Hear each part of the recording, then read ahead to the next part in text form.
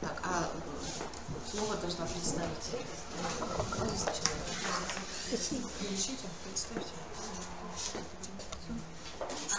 Шло начало? Да. Добрый день, коллеги. Сегодня мы проводим третье собрание Республиканского методического объединения предметной области искусства.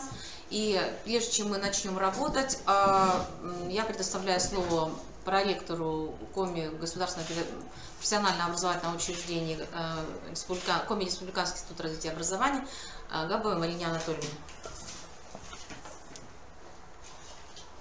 Добрый день, уважаемые коллеги.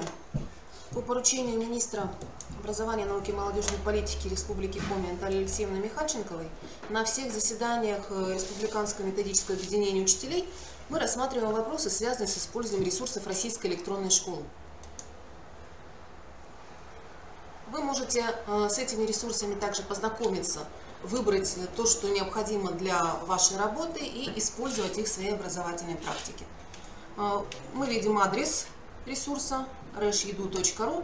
Ну, в принципе, в поисковике вы можете просто набрать «Российская электронная школа» и сразу выйдете на соответствующий сайт. Давайте посмотрим видеосюжет о Российской электронной школе. Что такое РЭШ? РЭШ – это российская электронная школа, созданная по поручению президента.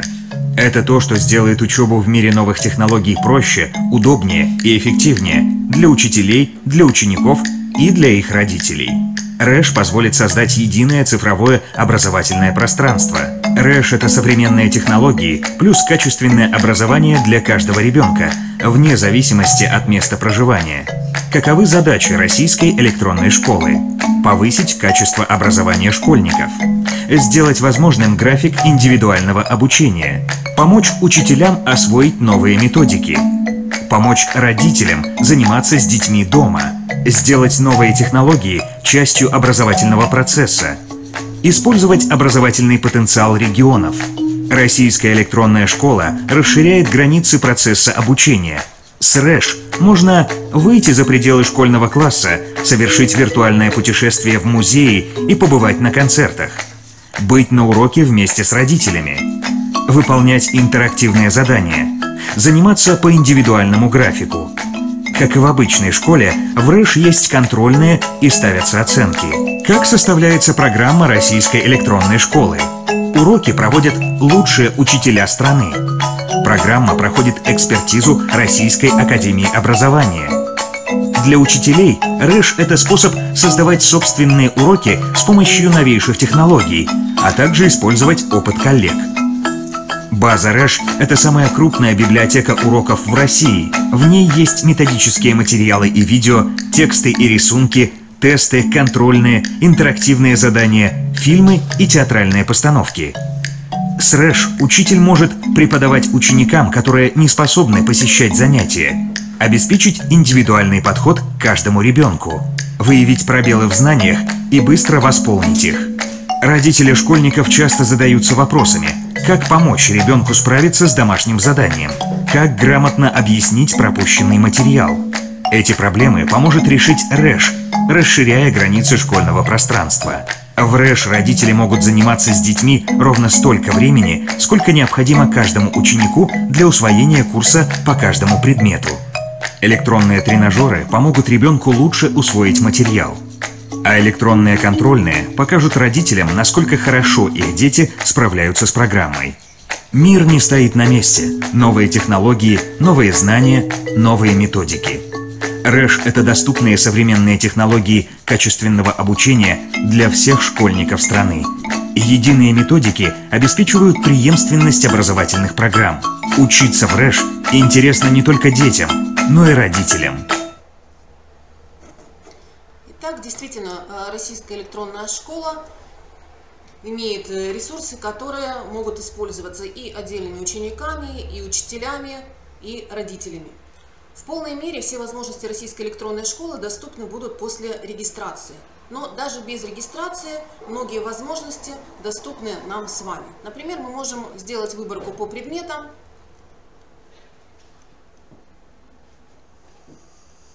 Что посмотрим? Наши Технологию. предметы. Нет, вот музыка. Музыка, изобразительное искусство. Давайте музыку посмотрим. Сейчас в разделе «Музыка» есть содержание курса с 1 по 7 классы. Да? Вот мы открываем, например, раздел 1 «Музыка в жизни человека» и видим уроки для 6 класса. Например, посмотрим урок 5. Здесь есть видеоматериалы. Уроки размещенные ведут учителя по где-то есть полностью записанные видеоуроки, но некоторые темы представлены отдельные видеофрагменты.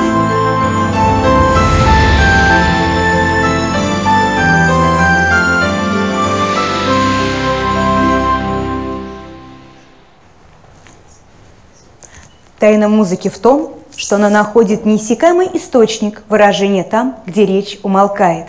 Здравствуйте, ребята! Мы с вами уже очень много говорили о значении музыки и знаем, какое воздействие она оказывает на мысли и так далее. Также к каждому уроку предлагается конспект,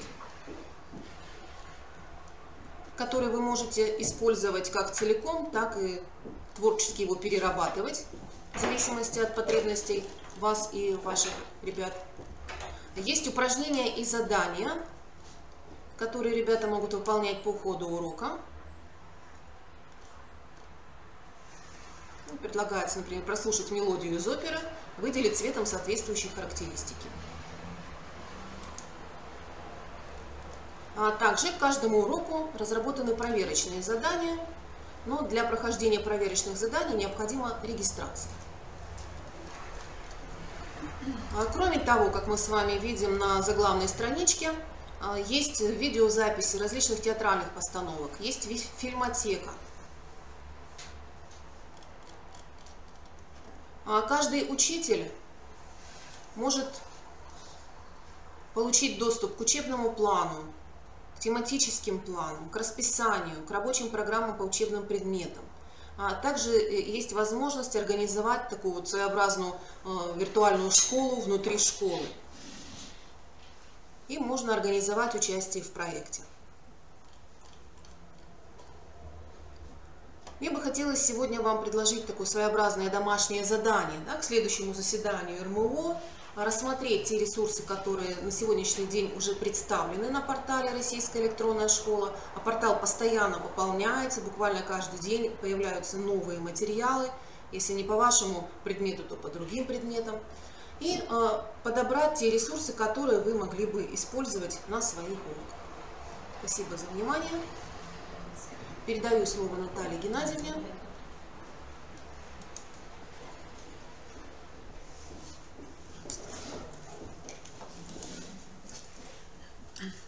Еще раз добрый день. Значит, мы начинаем собрание Республиканского методического отделения предметной области искусства. Как всегда, у нас представителями организаторов являются у нас предметная область музыка и предметная область изобразительное искусство. Сегодня присутствует городское методическое объединение учителей изобразительного искусства. Они уже который раз нас поддерживают, появляются на этом собрании. И представители музыкального образования присутствуют. Сегодня тема нашего мероприятия, собрания, мы поднимали вопрос о конкурсном движении. Вопросы, которые мы будем рассматривать на следующем слайде, собственно, 4 основных вопроса. Аттестационное портфолио, я сделаю анализ, как работает система уровневых конкурсов, для того, чтобы вы могли наполнять по необходимости аттестационное портфолио. Второе, я хочу сделать очень краткий анализ конкурсов, которые проводятся у нас в республике, в которые можно было бы вам принять участие. Связано это с вашими компетенциями, то есть профессиональными компетенциями учителя музыки и профессиональными компетенциями учителя изобразительного искусства. Также мы сделаем презентацию республиканского конкурса творческих работ «Педагогический вернисаж. Пути творчества». Он у нас в этом году будет в измененном формате, потому что мы в этом году привлекаем к этому конкурсу музыкантов. И о необходимости организации республиканского конкурса уроков в предметной области искусства в условиях ГОС. Собственно, этот вопрос возник в ситуации с прошлым собранием. И мы хотим внести предложение, но чтобы этот конкурс у нас стал работать и, собственно, появилась такая открытая площадка для демонстрации опыта республиканского уровня. То есть вот, собственно, мы выходим с таким предложением, скорее всего, в рамках сегодняшнего собрания. Мы, наверное, примем решение к руководителям КРИРО и к руководителям министерства, чтобы такой конкурс нам, в общем-то, открыли. Вот 4 основных вопроса. По первым 2 вопросам очень кратенько сообщу.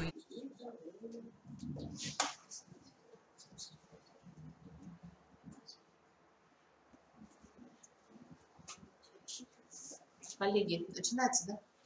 Коллеги, мы извиняемся за техническую ситуацию. Сейчас она исправлена, и наше собрание продолжается. Мы говорили о плане работы нашего собрания, то есть вопросы, которые мы хотим сегодня осветить.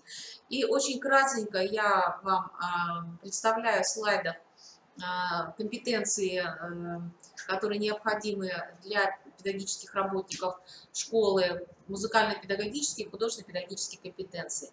Я здесь не останавливаюсь плотно, чего я транслирую, собственно, эти компетенции, потому что те вопросы, которые мы будем рассматривать, они как раз связаны с тем, чтобы эти компетенции мы могли в рамках конкурсов их могли профессионально проверить, проэкспертировать, и эти конкурсы необходимы, нужны для того, чтобы вы могли демонстрировать свои знания в рамках этих компетенций. Ну вот это очень кратко по музыкальным, предметной компетенции учителя предметной области искусства. Я вот слайды прошагиваю очень быстренько, что туда входит. И один из компонентов, кроме знания, вот если вы видите, это владение различными видами музыкально-творческой и специфичной исполнительской деятельности, которая совершенствуется не только учеником, но и у себя лично. Это касается и как музыканта, так и учителя изобразительного искусства. Под профессиональной компетентностью это широкий компонент педагогических компетентностей, который относится в целом в комплексе к педагогическим работникам, относится исследовательская деятельность, инновационная деятельность, работа в методических объединениях, активное участие в педагогических конкурсах, различные формы педагогической поддержки и трансляции собственного педагогического опыта. Вот. Но наша задача как раз обратить внимание на профессиональные компетенции, связанные с методическими умениями, и профессиональные компетенции, связанные с исполнительской деятельностью специалистов в области предметной области искусства. Но прежде чем, когда я готовилась, собственно, к этому собранию, я на что хочу обращать внимание? То в портфолио есть 4-й критерий. Вы, кто портфолио готовил, вы всегда обращаетесь к этому портфолио. Кто-то заполняет его, кто-то не заполняет, кто-то пропускает эту таблицу портфолио. Это критерий 4-й – профессиональное развитие учителя в межаттестационный период. И в данном случае я рассматриваю только показатель 4.4 – участие в профессиональных конкурсах. Связано с тем, что не всегда понятно, какие материалы учитель должен представить в рамках именно профессиональных конкурсов. То есть о каких конкурсах идет речь и в какие участия, сертификаты, дипломы, лауреатские дипломы вы можете здесь представить, чтобы показать, что вы работаете правильно и правильно принимаете участие. Вот как раз для предметной области искусства мы рассматриваем 2 варианта профессиональных конкурсов. Первый – это вариант педагогические конкурсы. Скажу сразу, что ценность имеет участие в республиканских очных конкурсах. То есть в портфолио представление материалов на республиканских очных конкурсах высоко оценивается. То есть это однозначно достаточно одного диплома, чтобы получить 3 балла по этому показателю. Ну и не обязательно, чтобы это был обязательно показатель ежегодный. То есть не обязательно, чтобы вот ежегодно. Без срока годности. Да, без срока. Участие один раз в очном конкурсе – это очень высокий уровень участия. И, собственно, любой эксперт это всегда оценивает. Так, конечно, да и сама подготовка к республиканскому конкурсу очного характера или заочного требует большого включения и большого вложения. Поэтому как раз дипломов по этим конкурсам может быть немного. И не надо стремиться накапливать пачку этих дипломов, которые, собственно, вашу компетентность практически не отражают в рамках этих конкурсов. Поэтому вот здесь я демонстрирую таблицу. В таблице мы видим, что это примерно таблица, которая есть в методических рекомендациях по заполнению этого критерия. Здесь указано название конкурсного мероприятия, год. Ну, условно, я вот 3 года взяла подряд: 2015-2016, 16-17, 17-18 год. И указываю уровни. Вот очень неплохо смотрится работа учителя, когда в 2015-2016 году вы принимаете в учрежденческом и муниципальном уровне конкурсов. С этим же материалом вы можете выйти в 2016-2017 году на республиканский уровень участия. И с возможным и с измененным материалом, с этим же усиленным, углубленным, проработанным, вы можете выйти на систему всероссийского конкурса.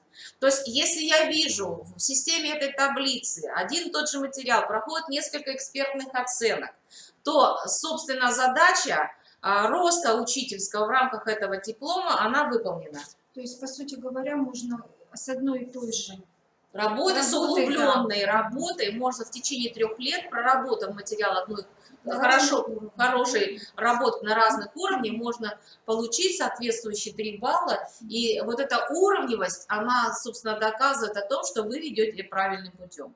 Что сегодня получается? Вот когда я просматриваю портфолио, я вижу массу различных учрежденческих, муниципальных, республиканских, без аналитики, без того, что почему вы в нем принимаете участие, какой результат вам дает этот конкурс, какой рост вы себя ощущаете в рамках участия в этом мероприятии.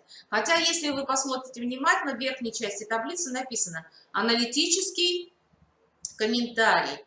Таблица существует для того, чтобы вы могли систематизировать свое участие в рамках аттестационного периода. А аналитический комментарий позволяет, проанализировав эту таблицу, решить, к какому результату вы идете, участвуя в рамках этого конкурсного движения. А дипломы, они подтверждают ваше участие. И качественные ваши материалы, они потом могут быть представлены на уровне всероссийском, в различных всероссийских конференциях, в различных всероссийских конкурсах.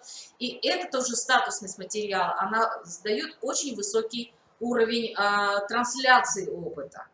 На сегодняшний день я вот эту систему прохода не вижу ни у одного просматриваемых материалов. То есть, да, вы делаете по принципу «чем больше, тем лучше». Но это не есть хорошо, здесь нету роста, здесь нету проработки, глубокой проработки материалов, здесь нету проработки, не хватает белых пятен в компетенциях, то есть нету проработки таких нюансов, которые, собственно, необходимы для роста учительского на сегодняшний день. Поэтому вот я очень хочу обратить внимание, что когда вы открываете эту таблицу, вы подумайте, ведь эту систему можно выстроить, когда у вас ваш аттестационный период начинается. То есть для себя пропозиционируйте. Вот что в первый год я приму участие в уровне муниципальном, учрежденческом. А второй год учебный я постараюсь обязательно выйти на республиканский уровень с этим материалом и проведу это через систему республиканской экспертизы. А уже последний год или там третий, четвертый год я попытаюсь выйти с этим материалом на уровень международного или всероссийского значения. И тогда, так как у вас каждый раз будет отдельная экспертная оценка этого материала, то качество вашего материала будет из года в год только улучшаться, а не ухудшаться. И тогда у нас наконец-то смогут появиться очень грамотные, методически подготовленные материалы. Это касается урока, это касается разработки методических рекомендаций, это касается отдельных методических пособий, это касается разработок информационно, то есть презентации как электронных пособий и так далее. То есть это любая методическая продукция, по которой вы, собственно, работаете, и у вас есть план отработки какого-то направления или какой-то технологии, которую вы включаете в свои учебные процессы. Это то, что касается компетенций, связанных с педагогической деятельностью, с методическими компетенциями. Есть еще вторая сторона вопроса – это участие в творческих конкурсах. Творческий конкурс. Почему мы обращаем внимание на второй вариант? Ну вот я вам показываю еще раз таблицу, выходит по поводу, какие мы баллы ставим за участие. И вот тут написано 1 балл победитель, призер, участник конкурса в муниципальном уровне 1 балл получается, 2 балла участник победитель, призер на муниципальном уровне, участник республиканского уровня.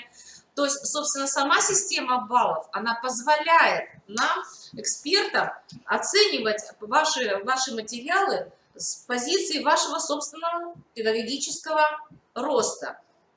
Они формально подходить. Вот у меня есть республиканское участие, я зато буду иметь 2 балла. То есть еще раз возвращаюсь к тому, что портфолио – это не формальная констатация фактов, которые вы заработали за аттестационный период. Портфолио – это ежегодная работа по своему профессиональному росту. То есть, когда у вас есть таблица портфолио, вы можете в течение 5 лет очень активно его пополнять, грамотно, с поставленной целью, с учетом поставленных целей, то вот эта системная работа, она будет в портфолио очень четко представлена. К сожалению, не во всех этих работах мы видим. И поэтому, если нужны будут вам консультации по поводу системы отдельных компонентов профессионального роста, это вот 4-й критерий, пожалуйста, задавайте вопросы, мы постараемся их прокомментировать и объяснить, почему это так делается. Следующая таблица, я очень кратенько говорю второй вариант. Когда я готовилась к собранию, я делала анализ конкурсов, в которых может принимать участие наша педагогическая общественность и педагоги именно предметной области искусства. То есть мне важно было, какие конкурсы я могу вам предложить на сегодня, чтобы вы к ним шли и через них проходили экспертизу. И здесь не так их и много, собственно, этих конкурсов, и это не значит, что нужно обязательно в них принимать участие. Вы можете выбрать какой-то один и пошагово прошагать за 5 лет, простремиться к тому, чтобы принять участие в республиканских и всероссийских уровнях в этих направлениях. Какие-то конкурсы. Ну вот очень интересный конкурс за нравственный подвиг учителя, он проводится уже более 5 лет. Номинации, которые подходят для учителей изобразительного искусства и музыки, это номинация за организацию духовно-нравственного воспитания в рамках образовательной организации. Здесь можно принять участие с различными мероприятиями и проектами. Но связано, конечно, с воспитанием. В первую очередь воспитание, в вторую очередь, конечно, духовно-нравственная позиция, но это не значит, что только конфессиональное значение. Хотя этот конкурс, он, конечно, рассматривает систему православной конфессии. И очень много моментов, когда эксперты смотрят именно приобщение к православию. Но это не значит, что это пространство закрытое для участия. И второй вариант номинации – это лучший образовательный издательский проект. Здесь могут подойти любые методические разработки, которые подошли к публикации и которые в рамках учреждения опубликованы, в рамках муниципалитета опубликованы, и они могут тоже принять участие. К сожалению, при ваших возможностях, а я думаю, что учителя искусства, они люди очень творческие и нестандартно мыслящие, как я всегда думаю, то есть ограничиться только подачей уроков – это за пределами компетенциями, это недостаточно. Поэтому всегда мы выходим на какие-то интересные пособия изобразительного характера и методического характера, музыкальные, потому что музыка и искусство, они идут всегда рядышком. Невозможно сделать пособие учителю изобразительного искусства, не использовав музыкальное произведение. И то же самое. Учитель музыки постарается использовать область визуализации из искусства, которые, в общем-то, идут рядом. Поэтому один из вариантов, кстати, в рамках этого конкурса очень хорошо просматриваются и фильмы методического характера, и их можно сделать и предоставить для трансляции этого опыта. Следующий конкурс, на который я обращаю внимание, это «Учитель года». Конечно, этот конкурс не для всех. Я знаю, что не всякие мне учителя в возрасте говорят, да зачем мне принимать участие в «Учителе года». Но я, в общем-то, позиционирую таким образом, что один раз в жизни надо попробовать. Один раз в жизни надо прошагать через этот конкурс, потому что этот конкурс позволяет другими глазами посмотреть на самого себя. Потому что это другая форма общения, это другие способы взаимодействия. И если вы выходите хотя бы даже на конкурсы учрежденческого муниципального уровня, эти конкурсы очень многому чему учат. И потому что все равно это проходит, все материалы, и вы себя проводите через широкую экспертную оценку общественности. Следующий конкурс, республиканский конкурс на получение денежного поощрения лучшими учителями. Не так часто поступают работы от учителей предметной области искусства. Могу с вами согласиться в том, что многие компоненты этого портфолио дотянуть крайне тяжело. Особенно это касается олимпиадного движения, к сожалению, у нас такого нету, и не все педагоги применяют участие, то есть со своими учащимися принимают участие в предметных олимпиадах всероссийского уровня. Там есть в нашей области только мировая художественная культура. Знаю, что настолько это сложная олимпиада, что не всякий просто решается в нем принять участие. Но тем не менее, проба пера возможна, и портфолио по республиканскому конкурсу на получение денежного поощрения все-таки учителя используют. И многие получали премии в этом плане, что очень хорошие премии идут в рамках этого конкурса. Это тоже можно принимать. Я считаю, что ищите консультанта, хорошего консультанта, который бы помог вам это портфолио сделать. Следующий конкурс, республиканский конкурс по применению современных образовательных технологий с использованием ИКТ. Очень много принимает участие с неурочкой в этом конкурсе. Но на самом деле сегодня мы активно используем пространство интернета, мы используем проекты, которые выставляем в интернете. И в прошлый раз я показывала урок, собственно, сделанный таким образом. Этот урок вполне мог бы принимать участие в этом конкурсе. Поэтому, если вам интересно направление внедрения информационных компьютерных технологий в учебные процессы, то я думаю, что другие конкурсы вам будут менее интересны, вы можете свою задачу выстраивать именно в участии в этом направлении, в конкурсном движении по этому направлению. И вот еще один конкурс, который проводится в республике, инноватика в образовании. Она бывает раз в 2 года, и здесь рассматриваются крупные, достаточно крупные разработческие материалы, проекты методического характера, пособия учебные. Но чтобы принять участие, надо, естественно, подготовиться и сделать хороший продукт, чтобы можно было в этом конкурсе, в общем-то, себя каким-то образом заявить. К сожалению, пока мало кто использует это пространство конкурса, методическое наполнение, и как эксперт смотрю материалы в области изобразительного искусства.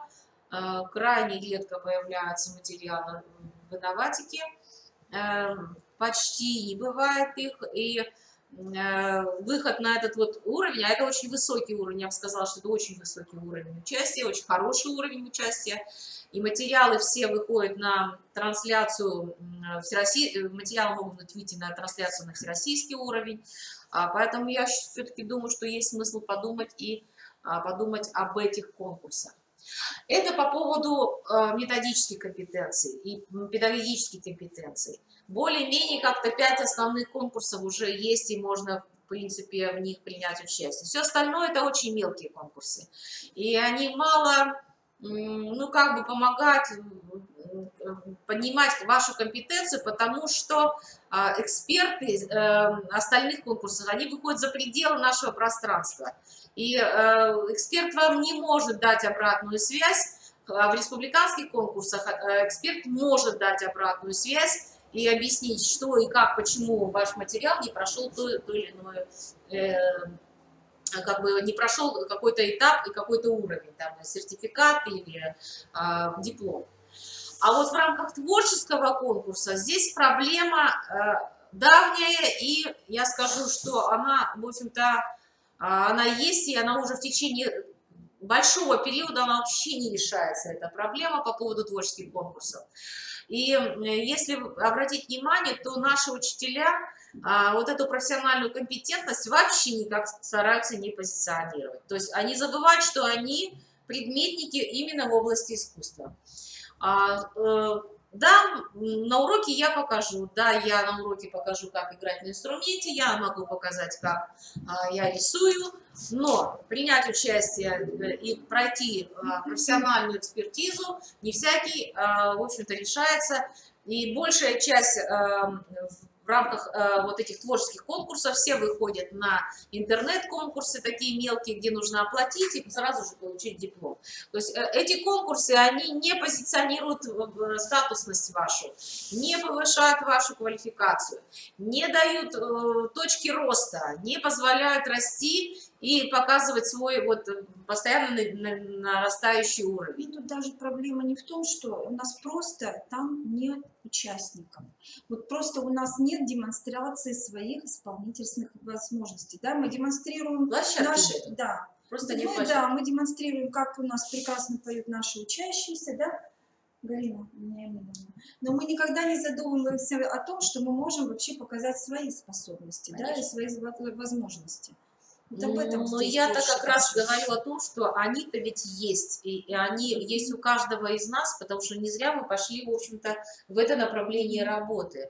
То есть где-то художественные способности, где-то декоративно-творческие способности, у кого-то есть способности к дизайну, к проектированию творческому, у кого-то есть исполнительские, кто-то умеет сочинять музыку или еще что-то. То есть суть-то как раз это рост профессионализма, и мы очень хотим, чтобы учитель, наш современный учитель искусства, он в первую очередь был исполнителем высшего класса.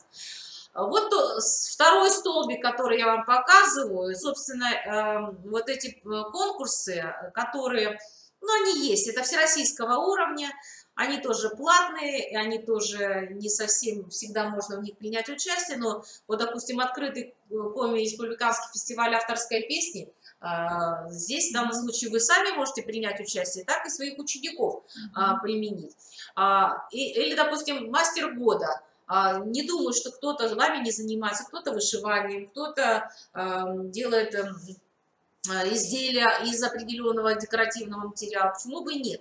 Вот это профессионально. Мастер года, если вы говорите о мастере года, там же должны быть в союз ходить. Нет, нет. Там есть несколько номинаций, если внимательно посмотреть.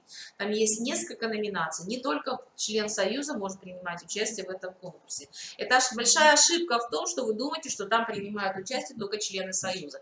Я не отношусь к члену союза художников, но тем не менее я принимаю...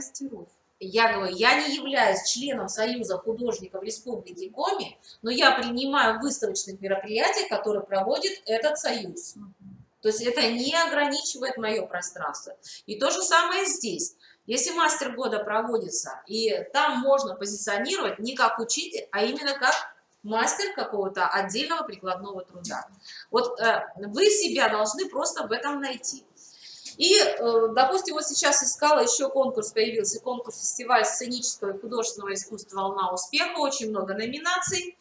Он будет проводиться в Сочи, и в общем-то, интересно, видите, он первый всероссийский конкурс, очень широкий диапазон участия, но он платный, там за номинацию надо платить, и поэтому все творческие конкурсы, какой-то взнос, он есть. Не надо бояться, что вот в этом случае заплатить деньги. Как раз есть смысл, потому что вы здесь позиционируете себя совершенно с другой стороны.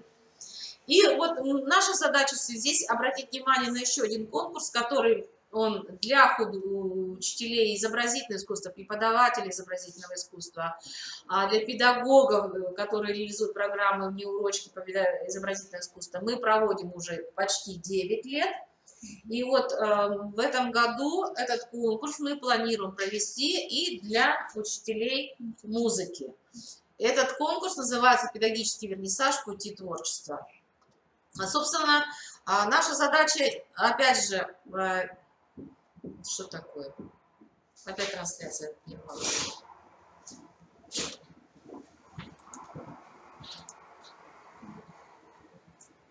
Нет, ну идет. Значит, наша задача, значит, что это за конкурс? И очень кратенько я о нем расскажу, потому что активное участие у меня в этом конкурсе принимают учителя детских художественных школ, вузов, СУЗов, но очень мало принимают в этом конкурсе учителя общеобразовательных школ. Хотя в первую очередь этот конкурс предназначен для вас, потому что таких площадок, где вы можете показать свое творчество, не так много. Не то, что в республике. Республика – это единственная площадка, где можно проявить свой творческий диапазон. И участники моего конкурса, позапрошлом году я проводила его, ввела новую номинацию, номинация «Мастер-класс», в котором можно проявить себя не только как творец, создающий свое произведение, но и как хороший методист, который может провести занятия в рамках этой темы. Поэтому в этом году этот конкурс планируется проводить с 15 августа по 25 декабря. Он расширяется, он будет, скорее всего, выглядеть как фестиваль, потому что мы расширяем диапазон для музыкально-педагогического творчества, и мы так и подчеркиваем музыкально-педагогического творчества. Итак, конкурс проводится в 2 этапа, заочный и очный. В заочном ваша задача опубликовать ваш материал, в очном это будет выставка и концерт. Да, то есть концерт, который будет очного характера, где будут самые лучшие номера представлены, и таким образом у нас сетевым партнером в реализации этого конкурса будет выступать Сыктывкарский гуманитарный педагогический колледж, поэтому площадка с музыкантов это полностью будет связана именно с колледжскими преподавателями, колледжскими коллегами. Несколько слов, я думаю, обратите внимание на слайде, я здесь написала, что в отборе применяется не соревновательный, а квалификационный принцип.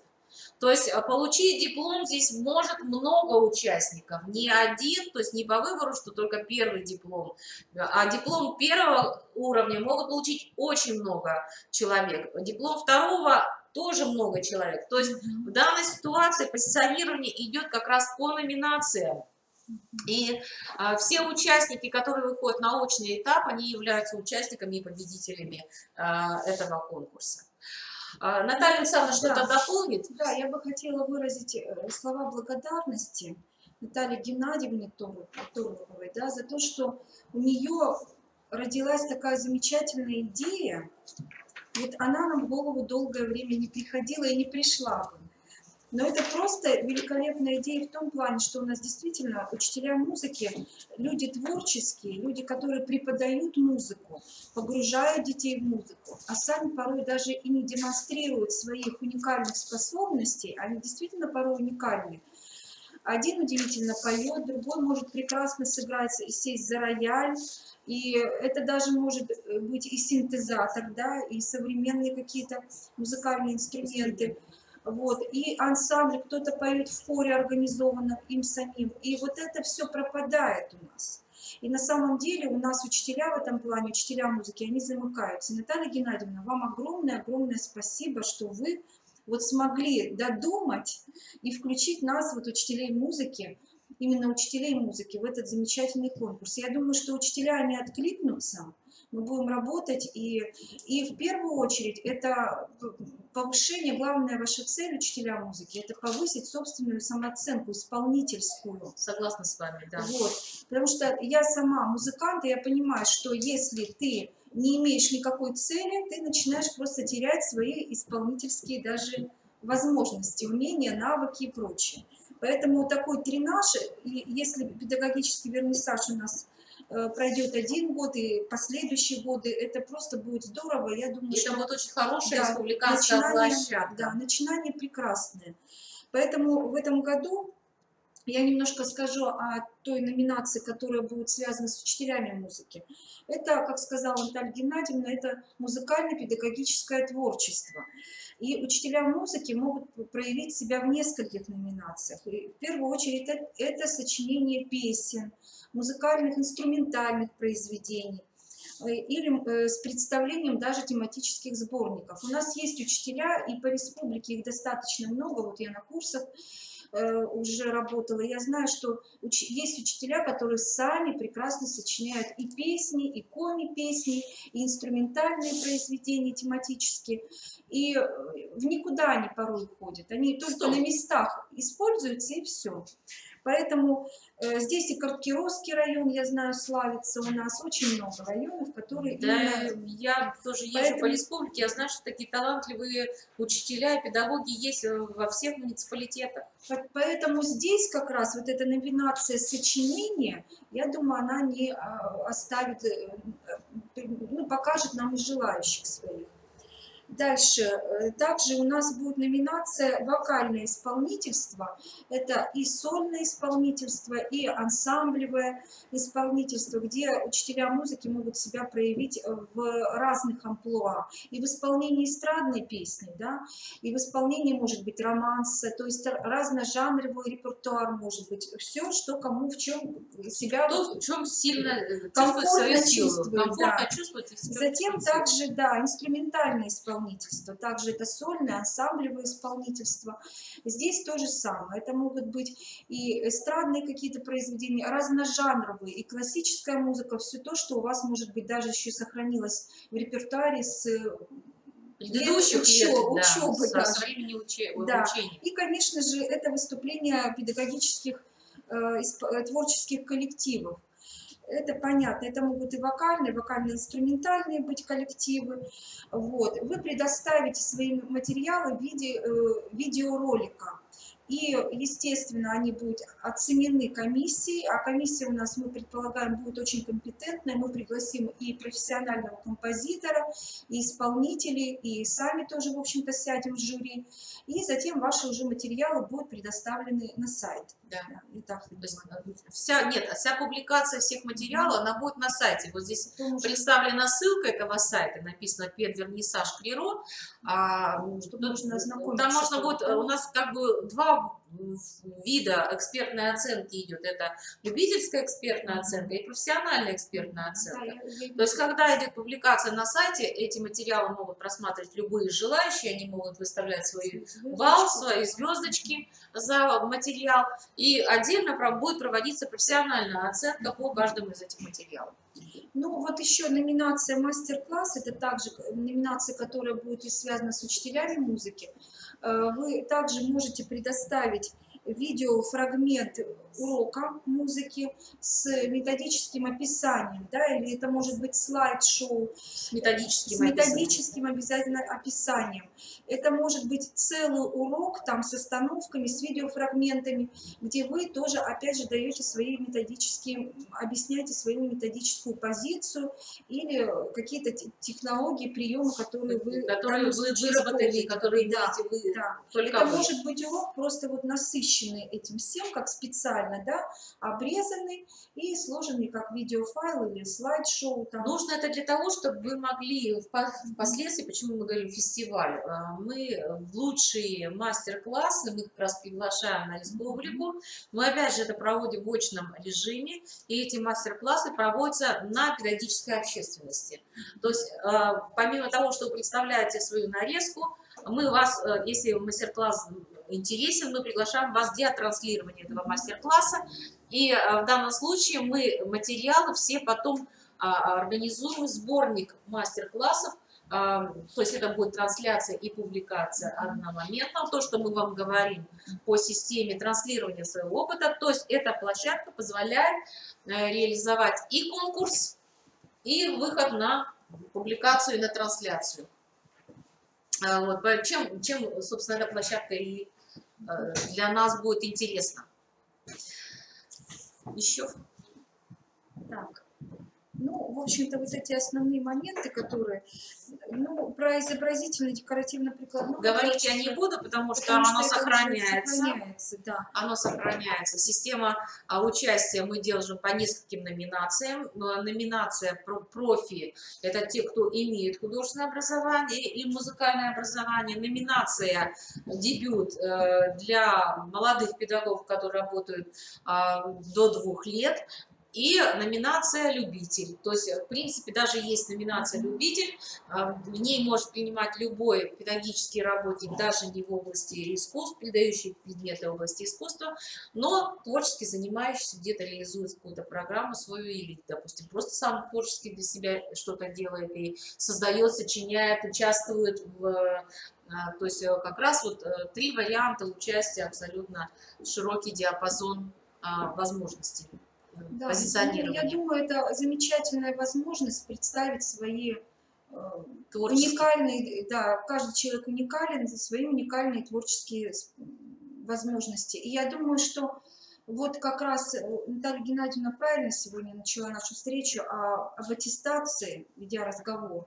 Вот как раз иногда вот этих 4, 3, 2 баллов не хватает. Да. А вот как раз ваше участие, даже вы 1 раз поучаствуете, останется у вас на все года аттестации в дальнейшем, потому что там без срока давности. И самое интересное, что когда ты принимаешь 1 раз участие, тебе обязательно захочется принять участие и 2-й, и 3-й раз. И накапливается уже здесь профессиональный опыт, потому что учителя, кто у меня принимает участие в этом вернисаже, они растут и меняются профессионально на глазах.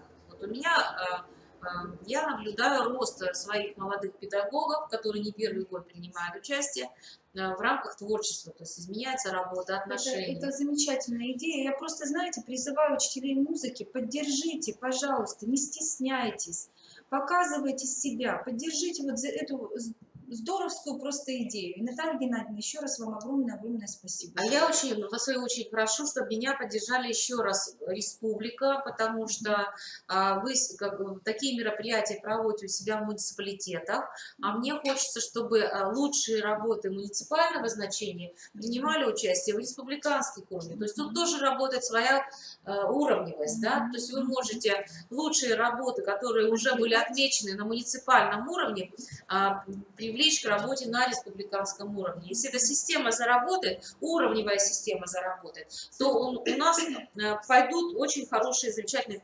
профессиональные, именно я считаю, что профессионально-творческие результаты, и возможно, что мы уйдем из системы выгорания, потому что будет ниша, где учитель может проявить свои творческие способности. Собственно, мы к этому и ведем, не только педагогический конкурс должен позиционировать, но и творческий в обязательном плане должен работать. Надо вот, наверное, сказать, что у нас нас положение будет? Положение будет опубликовано в середине августа. Я его подготовлю и сделаю. Но то, что работы можно уже сейчас готовить, и, собственно, быть готовым, потому что этот конкурс, в нем принять участие, потому что все эти творческие работы требуют времени, включения, и просто так взять, как вы обычно, вот у меня какой-то методический материал, если давайте я его брошу на конкурс, так не получится. Нужно обязательно быть готовым к участию в этом конкурсе. Здесь должно быть время, если это музыканты, то все это, если это инструментальные произведения, должно отлежаться, тренировка, и должно быть, и тренинги должны быть, это время. Поэтому, так как конкурс мы проводим не ежегодно, а раз в 2 года, кстати, это очень удобно, что он проводится раз в 2 года, то есть можно накопить свой творческий потенциал за 2 года, то у вас сроки как раз очень достаточно большие, когда можно найти 2-3 работами принять участие в рамках этого конкурса. Ну, собственно, все. Идеи и задачи конкурса мы прокомментировали. В следующем слайде, собственно, то, что мы говорили, оно здесь написано. Вот тут я как раз и пишу, что впервые диапазон участников мероприятия расширяется за счет включения в данное конкурсное пространство педагогических работников музыкального. Я очень рада, что в рамках РМО поддерживают у меня этот конкурс, потому что очень трудно вообще он идет в республике. И я считаю, что мы своим конкурсом должны, в общем-то, обратить внимание даже Министерства образования, которое вот уже 10 лет я не могу добиться внимания к этому конкурсу со стороны наших чиновников и включить его в систему обязательных конкурсов для республики. Ну, поэтому вот и нужно, чтобы нас поддержали сами участники, да, чтобы вот этот конкурс, он был, существовал, и, собственно, в котором можно было принимать участие. Это наша личностная, профессиональная позиция. Мы должны себя показывать, мы этому учились, и мы, в общем-то, должны это делать. Теперь последний вопрос, который мы хотели рассмотреть. В общем-то, я ждала предложений после последнего республиканского методического объединения по поводу, когда мы позиционировали по поводу уроков. Вот. И, собственно, родилась идея, она очень неплохая идея. Наталья Александровна эту идею озвучит. И, собственно, здесь, собственно, написаны какие-то решения, которые я готовила для решения прошлого февральского РМО. Думаю, Наталья Александровна прокомментирует именно этот конкурс. Ну, вы знаете, у нас было обсуждено на прошлом РМО, обсуждался очень важный вопрос как раз демонстрации опыта, уже методического опыта. Да? Сейчас учителя музыки затрудняются, кого на самом деле слушать. Вот мы когда связывались с учителями, вот совсем недавно у города Сыктывкара, вот слушать ли нас или слушать управление образования, да. Как раз Наталья Геннадьевна затронула очень серьезную тему написания конспектов или написания технологических карт, чему отдать предпочтение. И я думаю, что на прошлом РМО все очень четко было разложено по полочкам, и, в общем-то, мы рассмотрели все и ответили на какие-то вопросы, которые возникают. И, я думаю, пришли к тому, что все-таки надо остановиться на конспектах. Конспект – это одна из понятных, продуктивных форм реализации вообще урока учителя музыки. Поэтому здесь вот у нас возникла уже следующая идея. Из традиционной дидактики конспект урока. Да. Он более знаком, а технологическая карта, как мы уже выясняли, да, это, в общем-то, каркас, по которому вообще, собственно, творчество учителя, его методическое в данном случае творчество тоже не проявляется никоим образом. Очень сложно, да. Но, конечно, у нас учителя в полный голос говорят о том, а управление образованием требует, чтобы мы писали только технологические карты. Вот этот вопрос, конечно, надо уже решать будет и с управлением образования, приглашать, может быть, представителей и как-то сойтись на каких-то... консенсусу какому-то подойти. Да. В этом плане. И, конечно, хочется сказать, что после нашего собрания я сама лично и с учителями встречалась и беседовала, в общем-то, просила, давайте вот присылайте конспекты, у вас наверняка все сделано. Но, к сожалению, обратной связи пока никакой нет. Вот. Ну, в данном случае это по уроку музыки. И мы решили предложить на обсуждение, да, и рассмотреть необходимость именно создания и организации нового республиканского конкурса уроков музыки. Уроков не музыки, а уроков изобразительного искусства, предметной области искусства в условиях ФГОС. И вот тогда-то мы, наверное, и сможем, может быть, в результате получить какой-то конечный результат по разработке конспекта. Лучший опыт, лучшее предметное Да. оформление, лучшее представление, лучший метод, лучшее позиционирование, там все можно отразить. Вы знаете, я только думаю, что все равно должна быть какая-то унифицированная форма, да, этого конспекта, где должны быть аспекты освещены. Которые мы обсуждали, да, которые мы обсуждали. Цели, задачи, методы и приемы. Вот. И мы сейчас вот планируем как раз написание положения этого конкурса, да, а в следующем учебном году, я думаю, мы будем уже представлять этот конкурс и, в общем-то, призывать вас участвовать в этом конкурсе. В данном случае РМО может только позиционировать с просьбой к КРИРОЛе, к Министерству образования, о том, что этот конкурс организовали именно с конкретикой предметной области искусства. Я думаю, что этот вопрос, наверное, касается не только учителей предметной области искусства, это, скорее всего, вообще касается всех учителей, кто реализует это. И здесь нужно позиционировать о конкурсе республиканского значения по всем предметным областям. Но область искусства, она будет отдельно позиционироваться, то есть эти уроки будут рассматриваться именно в рамках этих номинаций. Потому что у нас есть специфика, та, которая... Да, мы будем учитывать именно специфику этих уроков. И с точки зрения именно уроков искусства, они, скорее всего, будут иметь, ну вот я здесь предлагала вариант, какие номинации, вот сейчас на слайде выйдет эта страничка, видите номинации? Урок изобразительного искусства в начальной школе, урок музыки в начальной школе, урок изобразительного искусства основной школы, урок музыки основной школы, урок искусства основная школа и средняя школа, урок мировая художественная культура, организация внеурочной деятельности по предмету и организация учебного проекта в предметной области искусства. То есть вот эти номинации, в которых, собственно, мы хотим увидеть современный опыт, современное транслирование и определить те позиции, которые мы можем рекомендовать для учителей республики. Если мы проведем такой конкурс, в рамках итогов этого конкурса возможны написание методических рекомендаций республиканского характера, которые будут востребованы на всех, в общем-то, территориях Республики Коми. Почему мы этот конкурс и хотим провести? В этом случае вот эти рекомендации будут удобны для всех, потому что там будут приведены примеры лучших практик, лучших уроков и лучших, в общем, представлений. И, собственно, на основе того, что они пройдут экспертизу республиканского уровня и экспертизу специалистов, будут высказаны предложения, как лучше всего это делать и как это будет лучше оформлять. Скорее всего, это будут рекомендации даже для управления. Это будут рекомендации для управления образованием. А по-другому сделать это невозможно. Да. То есть, чтобы перебить систему управления, мы не можем. Мы должны это сделать вот в рамках этого конкурса. Поэтому я тоже думаю, что вы нас должны поддержать, проголосовать за это решение.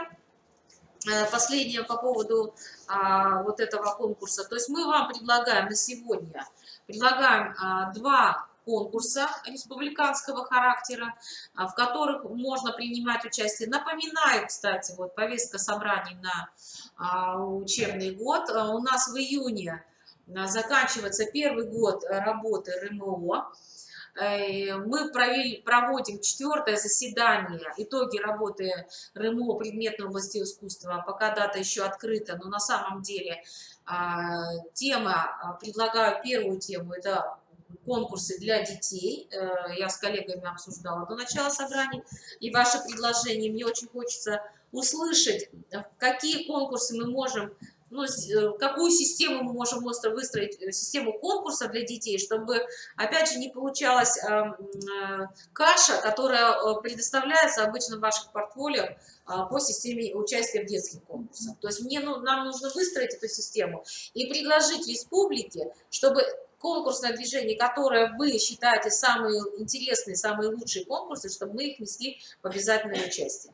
И чтобы их было немного, и чтобы не было такого, чтобы вот у нас куча конкурсов, мы уже у нас за голову хватаемся, в каких принимать участие, мы устали, дети устали, все такое, чтобы такого не получилось. То есть система работы РМО должна выработать вот этот блок и детских конкурсов, и блок конкурсов для педагогов, чтобы можно было их четко представлять в ваших портфолио, и уже все эксперты будут знать, что эти конкурсы высокие, хорошие, значимые, и соответствующую оценку могут выставлять в рамках этих То конкурсов. есть это учителя музыки, Учителя искусств, да, они предлагают, да, какие-то варианты? Я хочу, чтобы в рамках этого собрания, когда будем подводить итоги, выступили учителя, именно предметники, кто работает с конкурсом. Может быть, еще на сайте, да, у нас, чтобы высказывались, конечно же. Площадка такая есть, обсуждение, дискуссия есть, да, поэтому я жду, там есть отдельная дискуссионная площадка по конкурсам, и мне бы хотелось, конечно, чтобы и там принимали участие. Я могу открыть площадку ВКонтакте по этому обсуждению. У меня есть группа ВКонтакте, называется «Педагогический вернисаж». Собственно, там можно эту дискуссию открыть. Пожалуйста, можно там какие-то ответы заполнять. Давайте я буду дуплировать материал РМО в площадке «Педагогический вернисаж» ВКонтакте. Там можно будет найти эту группу, называется, так и называется «Педагогический вернисаж». Там можно открывать дискуссионные площадки, в которых можно тоже принимать участие в обсуждении. Поэтому у вас две возможности для обсуждения. Это площадка «Открытое образование Республики Коми», где у нас позиционирует РМО, вот и мой педагогический вернисаж, где я, собственно, всю информацию о новостях публикую. Ну и завершая, собственно, наше сегодняшнее собрание, мы сегодня как бы решили очень коротко раскрыть. Я предлагаю варианты решения по повестке собрания. Следующее – это принять сведения, предложения, представления, оформления аттестационного портфолио критерий 4, пункт 4 к сведению мои советы и мои рекомендации. Также принять к сведению возможности конкурсного пространства, имеющего сегодня в Республике Коми, и взять его на вооружение. Принять участие, поддержать педагогический вернисаж пути творчества в рамках и изобразительного искусства, и изобразительное, декоративно-прикладное творчество, и музыкальное творчество. И, собственно, внести вот тот предложение по поводу конкурса уроков предметной области искусства, для того, чтобы мы могли выработать свои методические рекомендации по позиционированию урока, чтобы мы могли видеть и дать эти рекомендации для республики. Ну, собственно, по собранию все. Наши адреса здесь представлены. Еще последнее слово я хочу взять. Я хочу прорекламировать еще одну книжку. Называется книжка «Все о черном цвете». Вот показываю, так она выглядит. Я ее рекламирую для всех, потому что эта книжка для родителей и не только. Книжка составлена, я не скажу, что это написано, это составлено двумя преподавателями, это Людмилой Геннадьевной Кузьеваной, преподавателем, педагогом РЦДО, и большую помощь оказала в рамках именно составления этого учебного пособия. Это моя помощь, поэтому мы как два автора выступаем в рамках этой книги. Книгу можно приобрести, она, в общем-то, идет по заказу. Стоимость этой книжки 250 рублей. Ее можно распространять среди родителей. Она очень полезна родителям дошкольников, потому что многие родители пугаются отношения к черному цвету, но тут говорится не только о черном цвете, а даются какие-то рекомендации, советы. Поэтому мне хочется такую книгу порекомендовать и сказать еще то, что вот благодаря усилиям Людмилы Геннадьевны и нашему содружеству такая книга у нас вышла. Я к чему это веду? О том, что ваши методические материалы могут быть таким же образом опубликованы. И вы можете получить эту поддержку, выйдя на меня, с интересными материалами, и мы можем ваши материалы систематизировать, привести в порядок и опубликовать в рамках РМО и в рамках, в общем-то, нашей предметной области. Это касается и музыкантов, и касается учителей изобразительного искусства, то есть диапазон любой, и главное, чтобы была инициатива от вас. А когда такая инициатива есть, вот появляются вот такие продукты. Но продукт на самом деле, вот я тоже прорекламирую, я уже просмотрела часть, и сама присутствовала на мероприятии, которое организовала Наталья Геннадьевна с родителями детей дошкольного возраста в детском саду.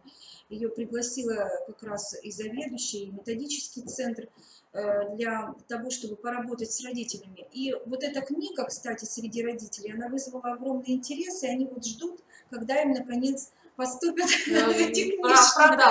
Да, поэтому книга интересная, написана доступным языком, и интересные моменты, факты. И для учителя музыки, кстати, она была бы тоже очень полезна. Я к чему говорю, почему она называется «Книга для родителей» не только, потому что здесь есть такие познавательные факты, которые можно использовать в практике организации и уроков, и внеурочных мероприятий, и проектов. Работать с собственными детьми. И работать с собственными детьми в том числе. Вот эта книжка. И я просто очень хочу, чтобы таких книжек в области вот наших учителей, методических книжек было больше. И мне очень приятно, что Людмила Кузеванова мне вот с такой просьбой обратилась, и мы благодаря вот нашим совместным усилиям можем эту книгу позиционировать. Кстати, вот этот труд, да, он не принимал еще участие нигде. То есть вот с этой книжкой можно пропозиционировать и в инноватике, и за духовно-нравственно, то есть вот выйденный труд может быть и уже использован в рамках какого-то конкурсного движения. То есть он может получить еще дополнительную экспертизу для расширения диапазона ее трансляции. Вот как раз вот пример того, что мы принимали участие с отдельными компонентами глав в республиканских конкурсах методических материалов, то есть какие-то материалы принимали участие. То есть вот как раз эта книга доказательство того, что можно пройти несколько уровней конкурсного движения. То есть вот таким образом родился вот это, благодаря такому участию, экспертному участию и оценке появилась такая книжка. Поэтому это не так страшно, это главное было бы желание этим заняться и это сделать. У вас есть кому обратиться, у вас есть человек, который может вас в этом плане поддержать, я никогда не отказываю в консультациях по этому поводу. И всегда готова любую вашу инициативу, ваш опыт протранслировать на очень хорошем научно-методическом уровне. Ну, собственно, все, коллеги. Если будут вопросы, пожалуйста, задавайте их в площадках Республиканского методического объединения искусства. Обращайтесь. Если есть какие-то вопросы и предложения с аудиторией, пожалуйста, может быть, есть какие-то вопросы аудитории по вопросам, которые мы сегодня рассматривали? Или предложения? Какое-то мнение есть, коллеги? Просто раньше всегда говорили, мы показываем, как дети работают, а сами в тени остаемся. Сейчас наоборот. Вот. Это одна из сторон компетенции. Да. Поэтому как раз портфолио, мы сегодня с портфолио Наталья Геннадьевна и начала, что это очень важный, один из важных компонентов профессиональной деятельности. Я ведь не один раз говорю со своими коллегами, они говорят мне, конкурсы, да, это хорошо, это отлично, но мы принимаем только с детьми. И каждый раз, когда я говорила, а почему вы не хотите принять участие? Это в уроке чаще всего, да, ты показываешь работу детей, да, ты незримо их ведешь куда-то, создаешь условия. А вот здесь как раз мы выводим вас уже на профессиональный уровень, да, а сами ведь вы музыканты. И художники у меня сидят сзади, дружно, которые... Ну, я знаю, что Светлана Кедорова принимает участие в моем вернисаже. Что-то ты можешь пропозиционировать? Влияет ли вот это участие на характер портфолио? Ну, да, это влияет. В личном ты плане. видишь профессиональный рост, и если это еще видит на учащийся, то действительно это повышает тебя на... Еще и статус в лице учащихся. Конечно. Это очень сильно повышает в лице учащихся, когда мы приглашаем детей на эти выставки, мы приглашаем детей на эти концерты, и дети могут увидеть работы своего учителя и таким образом высказывать свое мнение по творчеством. Это очень хорошая идея, которую, я думаю, нам, музыкантам, надо поддержать. У нас, скажем, такая работа. Вот видите, получается, в районе. Тем более, у вас уже есть материал. Но у нас Галина Вениаминовна, она у нас музыкант на все руки, она и аккордеонистка, и певица, и все, что Ну вот угодно. смотрите, в муниципальном уровне проводит художественная школа, детская художественная школа Эшвинского района, они проводят палитру, Да, эшвинскую палитру. То есть муниципальный конкурс есть, но он муниципальный характера.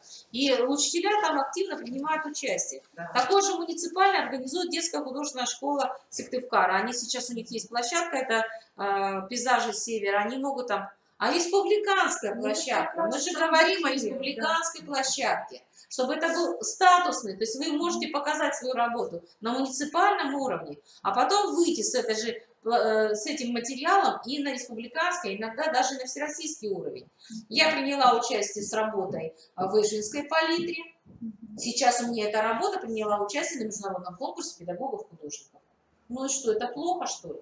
То есть и там позиционируешь. У нас технология учитель принимала участие тоже в Эшвинской палитре. Она места занимала. И в нашей школе учитель рисования Анжелика Васильевна очень хорошо тоже сама рисует. И вот видите, сейчас не оставляет свои работы, потому что все завалены бумажной Да, вот как работой. раз мы уже разговаривали о том, что... По выше головы. Я с вами соглашаюсь и не соглашаюсь одновременно. Почему? Потому что это одна из сторон личностного развития учителя. И это один из компонентов роста твоего мирозрения, твоего Мы это уровня и твоей понимаем, просто компетентности. чисто физически, что Да, 24 Да, часа... я очень... Когда... Впереди еще лето. Я не принимаю этих оправданий. Почему? Потому что я сама творчеством занимаюсь только год. Ну, я говорю, впереди еще лето. Вот так, мы говорим о стиле. Поэтому и получается, что творчеством занимаешься только летом. Да. Потому что во Свободное. время учебной деятельности это невозможно. Совершенно Поэтому и площадка-то, вы заметили, что я позиционирую себя площадкой, во-первых, не ежегодно, это раз. А во-вторых, я даю возможность подготовиться, сделать какую-то одну работу, чтобы можно было себя показать. И самое главное, на что я позиционирую в рамках этих конкурсов, чтобы на нас обратили внимание Министерство образования. Ведь они не смотрят на это. Ведь они нас не позиционируют грамотно. Это они не видят учителей изобразительного искусства. Понимаете, Поймите, самое пожалуйста. главное, что даже управление образования не понимает специфики урока музыки, что даже его предоставить в какой-то формат конспект или технологической карты. Они это не надо понимают, что это специфику. особенность идет. Вот мы должны специфику это показывать собственным творчеством, потом творчеством Вот я самих. поэтому и говорю, что нужно такие конкурсы проводить, чтобы... понимаем прекрасно. Мы это тоже отстаиваем. Ну, по крайней мере, на уровне там, школы или района. Да, стараемся отстоять. Вот, не Но знаю, хочется, чтобы как это они было сюда. все-таки республиканская площадка. А если в 2001 году принимала участие в нашем Кстати, все учитель года? это будет так, 2001. да? Ну, это учитель. Первый, два этапа, очный и заочный этап, как всегда, то есть очный идет сезона, публикация материала, очный отбираю, уже пишу, что вот такие отобранные работы для выставки, и собираю, провожу, собственно, экспозицию, оформляю экспозицию, делаем выставку. У нас сейчас появляется площадка здесь, в Клеро мы можем позиционировать с выставкой, а концертная деятельность будет позиционирована в педколледже, то есть концерт будет организован на базе педколледжа. Причем, скорее всего, мы можем и площадку изобразительную тоже использовать в системе педколледжа. То есть у нас пространство будет достаточно широко представлено, не только не так узко, как это было раньше. Вот эти конкурсы будут учитывать в портфолио, я не спрашиваю. Я когда-то участвовала, значит, давно, в 2001 году. Я еще раз говорю, мы не зря позиционируем эти конкурсы для того, чтобы как раз наши эксперты могли эти конкурсы грамотно позиционировать на 3 балла, которые есть в портфолио, понимаете? Чтобы это было не просто, но вы не забывайте, просто участие, это недостаточно. То есть надо, чтобы ваш материал выбрали, отобрали и сказали, что этот материал хорош для транслирования. А для этого надо повышать массу еще и других компетенций. Это и работа с текстом, работа с источниками, работа с авторским правом, это работа с компьютером. Это очень много в рамках этого конспекта. Вы профессиональных компетенций, педагогических компетенций проявляете. Галина Вениаминовна участвовала учитель года. Да, учитель года? Так, один раз уже принимаешь участие, уже ты понимаешь, что уже хороший. То есть это в аттестационные материалы можно записывать? Да? Или нет? Нет. Или там нет, все равно? Нет, там конкурсы определяются аттестационным периодом. Аттестационным. А вот какие-то другие позиции есть вот такие. 4-й пункт надо посмотреть. У нас, допустим, как у преподавателей, я знаю, что я сама аттестацию в 2016 году. И вот как раз в 4-м пункте у меня были там лауреатские места, еще когда училась. Наталья Александровна, лишний раз говорю о поводу вот этих конкурсов. Вы не ставьте с позиции, я там принимала участие. Нет. Вы выстраиваете позицию, что я должна расти в системе профессиональных конкурсов. Да. И начинать надо сначала, если вы не уверены, с учрежденческих, и муниципальных, а затем уже выходить с этими же материалами при позиционировании на уровень республиканский и всероссийский. То есть материал должен пройти не одну экспертную оценку. Я к чему веду? Что когда я вижу в интернет-сайтах презентации, конкурсные презентации, там выдают мне за публикацию, презентацию, статью, в которой ни один эксперт не принимал участие, они позиционируют как международные и всероссийские, на самом деле это только уровень учрежденческий. Понимаете? Вот когда я вижу вот эти талантохи и всякие какие-то конкурсы ваших детских, это уровень учрежденческий, потому что эти материалы не проходят экспертную оценку внутреннюю. Понимаете? Их статусность не растет. А чтобы статусность росла, этот материал должен прошагать уровневые системы. Понимаете? Вырасти в рамках работы, вырасти соответствующим образом. И стать хорошим, грамотным и качественным материалом. Вот к чему я веду. То есть один материал, можно с ним работать в течение 3 лет. Если у вас есть программа вашего развития в рамках портфолио, то и там вы как раз и нарабатываете практику этих материалов. То есть вы проводите один урок, второй, потом вы делаете нормальный, хороший конспект, вы его публикуете, его обсуждают, ему дают рекомендации, вы его дорабатываете еще раз. И этот конспект перерастает в систему статьи, статья перерастает в систему методических рекомендаций. Понимаете? То есть ваша профессиональная деятельность, о которой вы мне постоянно говорите, что вы каждый раз работаете, она у вас не позиционирует в системе роста. Вы просто, извините, муссируете одну и ту же ситуацию. Вы бьете все время копытом по одному месту. А роста-то нет.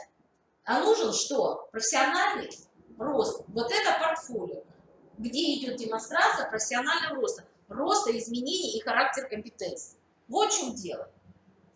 Вот об этом я говорю, об этом, собственно, в этом плане выстраивается и портфолио. Это не просто формальное представление фактов, а как вы растете, как вы свой рост выстраиваете в течение этих 5 лет. И причем систему этого роста можно отразить и 3 годами всего вашей профессиональной деятельности. Собственно, все, коллеги, мы закрываемся. Спасибо большое за участие. Я надеюсь ответную реакцию от вас услышать. Я жду рекомендаций, предложений для проекта нашего собрания, ваши голосования, ваши ответы с точек с ММО. Поэтому, коллеги, пожалуйста, проявляйте активность, мы ждем, вы нам нужны, нам очень важно ваше мнение, потому что вы работаете на местах, и мне самой, как методисту, важно вырасти на ваших материалах, потому что ваш опыт, он бесценен. Я не работаю в школе, я только могу вам помочь этот опыт оформить в соответствующую форму, чтобы вы могли далее позиционировать. Поэтому, пожалуйста, начинайте проявлять инициативу и выходите на меня хотя бы с вашими предложениями. Спасибо большое, мы закрываемся. До свидания. Так, как закрыть? Как закрыть опять?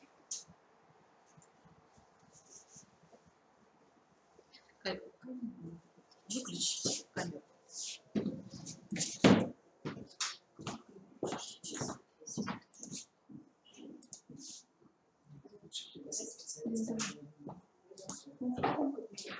на третьем этаже сидит. Поднимите на третьем этаже. Надо просто сказать. Техник. Где техник? А кому сказать? Кто первый встречный? Мне говорят, нужно всего закрыть, а тогда все. Она, по-моему, прошла, да? Уже не идет трансляция.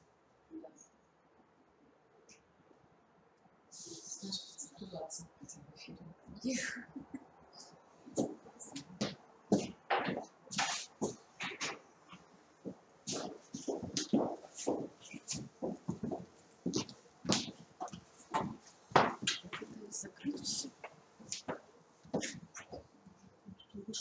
Да, вот здесь она еще где-то вон идет. А здесь другая трансляция идет почему-то. Как это закрыть-то? Вот это вы говорили, что достаточно выйти и все, да? Если вот на это же Все, я здесь покажу. Если вы тут закрыли, то уже не идет трансляция, да? Ну все, коллеги, все, спасибо вам большое за участие. Еще раз, Марина, ну, несколько предложений. Вот, потому что очень большое. если вам нужен протокол, Не надо мне протокол, мне нужно предложение. Протокол делаю я. Я протокол делаю сама. Ну, вот эти уровни, да, ну, в городском получается, в школьном получается. Там идет вебинар в Москве. Посмотри, пожалуйста, это в школе. Хорошо. Ну вот, город, учитель года. Потом идет республиканский конкурс на Даже не все учителей. выходят. Даже не А все. что дальше? А дальше идет всероссийский конкурс. Вот все конкурсы, которые я назвала, они все идут выход на всероссийский уровень. Вот, Но опять же, нет, не могут. Но если хороший материал, они дают в каждой школе. Только учителей. и поэтому этот уровень я могу предоставлять каждый раз, когда аттестацию прохожу. Не обязательно. Я, допустим, могу и не принимать на все конкурсы. Я могу только один Нет, конкурс. второй раз я уже на республиканский не пойду. Почему? Ну, ты просто Я не просто просто